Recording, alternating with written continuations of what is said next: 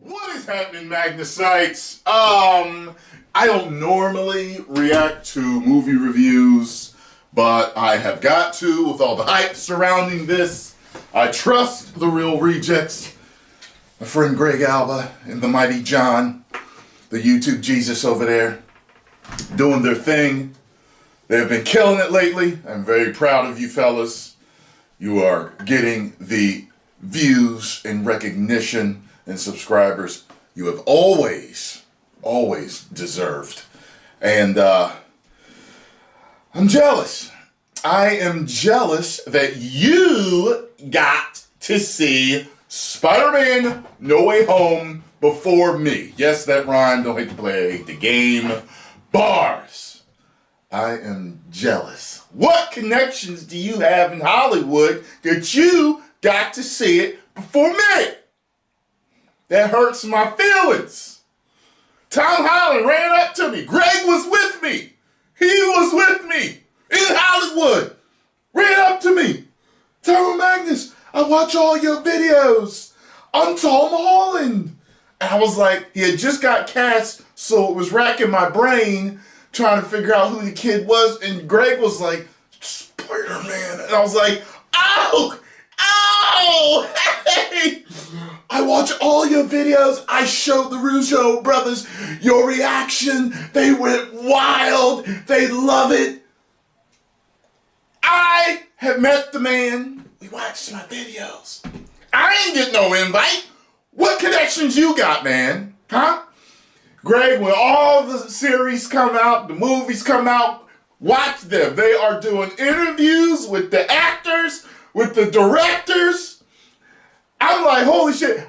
I messaged him one day. I was like, hey, Greg, you're killing it, man. Look at all these damn interviews you're getting. This is crazy how your channel's blowing up. I'm loving it, man. He's like, yeah, man, but you got Zack Snyder. And then there he was getting all those. He was like, but you got Zack Snyder. Well, you got to see Spider-Man No Way Home before me. So, let's check out and let's see what they got to say, because you know I'm antsy.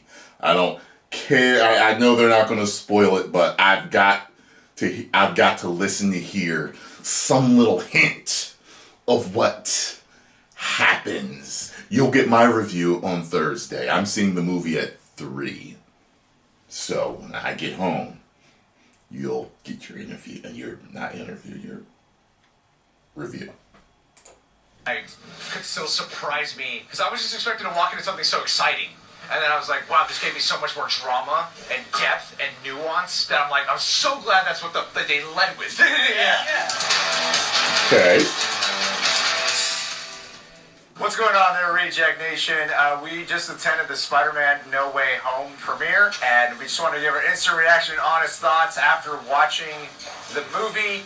You guys know, like, how much we were looking forward to this film. There's going to be absolutely no spoilers here. We're going to be exceptionally careful with how to phrase what we're saying. And they turned off all these lights, and there was a bunch of noise earlier, so sorry for it looking a little bit darker than usual. It's the best the sound's going to be in the lighting right now, but I had to hop on here really quick to tell you guys how we felt. And I'm just going to start with how I felt when the movie was done, which was a unique feeling, something I don't really get to experience too often. When the credits started rolling and I was sitting in the crowd, I wasn't like filled with like all this heart-pulsing excitement. I was sitting there in awe. I was sitting there impressed. I was sitting there going, they did it. They made a pure Spider-Man movie, and they didn't just make a Spider-Man movie, they made a great movie. While it was funny, exciting, action-packed, sure, the movie breathes well, it takes its time, it feels like pure Spider-Man with the themes it chooses to explore. The stakes and consequences are palpable from beginning to end. This is easily Tom Holland's best performance that he's done in the, people I don't think are prepared for just how freaking fantastic he is in this movie. He is incredible. There's more to touch on. Before I get carried away, John, please. Yeah, I knew how good he was when I saw the first one. I had a similar experience with this where, we watched it with a crowd that was really into it, that was really responsive, that was cheering and hooping and hollering and crying and weeping. And I definitely had a lot of those reactions, but when the movie was ended, and even throughout, I was just sitting there going, wow, this feels like something special. This feels like a moment that I will remember. Because we see a lot of spectacular movies. But this really does have that kind of endgame quality where you're like, oh wow, they're taking a swing and they're doing something big. Okay. And what's awesome about that is it takes a lot of apprehensions that I know we've shared about the previous MCU Tom Holland Spider-Man movies. It rectifies a lot of that stuff with confidence and with hard decision making. I mean, this is a Spider-Man movie that will give you certain things that you want, but also will give you some things that are challenging and that hurt. Yes. And whether that be in the emotional stakes or the action, even the action in this movie felt violent. It felt like violence more than action in some cases. Wow. Yeah, I was quite swept up in this. It's darker than the trailers let on. It's way more emotional. Wow. You know how much we cover on this channel with Spider-Man No Way Home. People die. Like Cosmic Wonder, still full of surprises. Even despite all that. From beginning to end and hearing certain things of how they might go down plot point-wise, watching the execution was even surprising in that regard. Coy, my man, the person, we are here because of him. We got some special interviews, of red carpet interviews to show you guys. But Coy, what'd you think, man? I think as a Spider-Man fan, it systematically went through every single issue I've had with Spider-Man in other mediums but the comic books and went, hey, I'm paying attention. Here is the answer to X, Y, and Z. And it did it in a way that felt smooth, efficient, and plotted out in a way that I feel like this was written over the last 20 years. Like 30 years, 40 years. It gave me Spider-Man from the 60s. It gave me Spider-Man with Tom Holland. This is a Spider-Man fan that here. felt so true to the character, but it also felt like it fit with what we've had with Tom so far. And the visuals, like, I love a good psychedelic journey. And this, to me, was a better Doctor Strange movie than the Doctor Strange movie we've had so far. I'm sorry, Scott, I love you. This was so surrealistic, and the comedy was maybe even funnier than Homecoming, and I think Homecoming might be the funniest Spider-Man movie so far. I just can't get over the fact that I laughed and cried, and sometimes both, and my tears blended together in like this cacophonous medley of just fucking emotion, and it was Spider-Man. At the end of the day, all of that being said, this might be the most authentic Spider-Man movie I've ever seen. And Peter Parker movie. And Peter Parker. Like, my favorite Spider-Man movies are honestly Spider-Man 2 and The Amazing Spider-Man. The things that I love about those, I'm talking tonal-wise, exploration, themes. I love The Amazing Spider-Man. That's present here.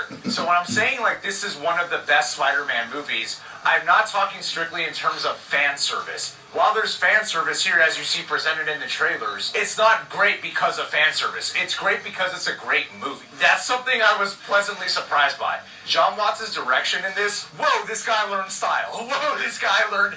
He learned the editing room. Marvel let him have the style. Like there are stakes and consequences, and there is tension throughout most of this, and just beautiful scene work. Michael Giaccino'S score is brilliant in this film. This is something I wasn't expecting to say. I was rather surprised by how I felt when it was done. Green Goblin. Holy crap! I was like, he's better in this movie than he is in the first movie.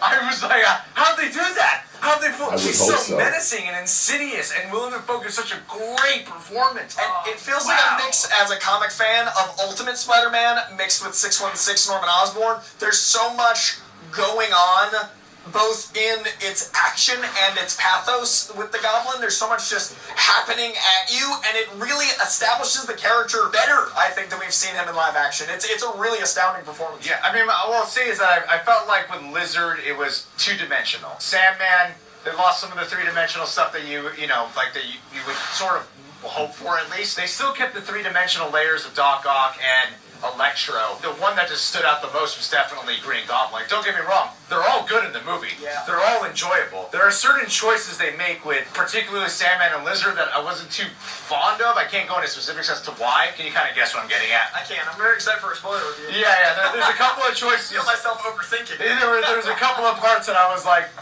I don't know why they chose to do it that way, but okay. But they're all great. Aunt May's wonderful in this film. Everyone in Peter's life That's the thing is, MJ. The FOSs, man, the Friends of Spider-Man. when I watched Far From Home recently, and to give you guys an idea, Homecoming and Far From Home are closer to the bottom of my ranking when it comes to the Spider-Man films. When Far From Home started, I was like, why is Peter in love with MJ?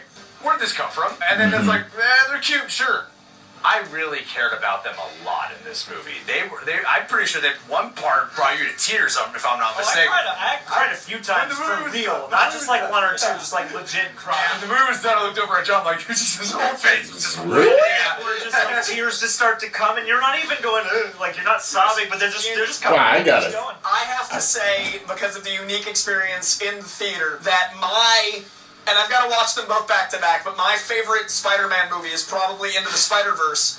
And because LA, I got to watch this right next to Lord and Miller, hearing the moments that they cheered at and feeling their emotion was exactly the moments I was feeling. So I told John Watts after this was over, this is the love letter to Spider-Man that I've always wanted to see in live action, and this is the love letter to Silver, Bronze, Modern, Ultimate, every age of Spider-Man.